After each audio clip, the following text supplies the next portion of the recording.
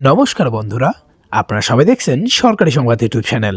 বন্ধুরা, যেমনটা কিন্তু আমরা সবাই ভালো মতোই জানি যে এখন কিন্তু রাজ্য সরকারি বলুন বা কেন্দ্র সরকারি বলুন, এই দুই সরকারই কিন্তু নিত্য নতুন প্রকল্প নিয়ে এসে রাজ্যের সাধারণ মানুষদের সাহায্য করে চলেছেন।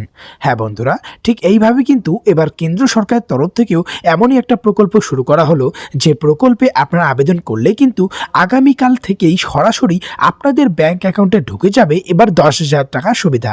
আর এই নতুন প্রকল্পের নাম দেওয়া হয়েছে বন্ধুরা পিএম স্বনিধি যোজনা। আমরা দেখে নেব যে এই নতুন প্রকল্পে আপনারা কিভাবে আবেদন করবেন, কি কি ডকুমেন্টস লাগবে এবং কি কি যোগ্যতা থাকতে হবে। তো বন্ধুরা দেখুন, এই বিষয়ে এখানে হেডলাইনে পরিষ্কার করে বলা হয়েছে যে কেন্দ্র সরকারের নতুন প্রকল্প পিএম স্বনিধি যোজনা, আবেদন করলেই পাবেন 10,000 টাকা। তো কিভাবে আবেদন করবেন, কি কি ডকুমেন্টস লাগবে, কারা কারা আবেদন করতে পারবেন এবং কে পাবে না, সেই সবটাই কিন্তু আজকের ভিডিওতে ডিটেলস আপনাদের বুঝিয়ে দেবো। তো অবশ্যই বন্ধুরা ভিডিওটিকে শেষ পর্যন্ত দেখবেন। এর সাথে যদি আপনারাও কাল থেকে আপনাদের ব্যাংক অ্যাকাউন্টে এই 10,000 টাকা করে পেতে চান, তাহলে কিন্তু অবশ্যই ভিডিওটিকে একটি লাইক করে দেবেন। এর সঙ্গে লাল রঙের সাবস্ক্রাইব বাটনে ক্লিক করে পাশের বেল নোটিফিকেশনটা অল করে দেবেন। তো বন্ধুরা এখানে দেখুন প্রথমেই বলা রয়েছে যে ইতিমধ্যে কিন্তু কেন্দ্র সরকারের তরফে এই নতুন প্রকল্পটা শুরু করা হয়েছে।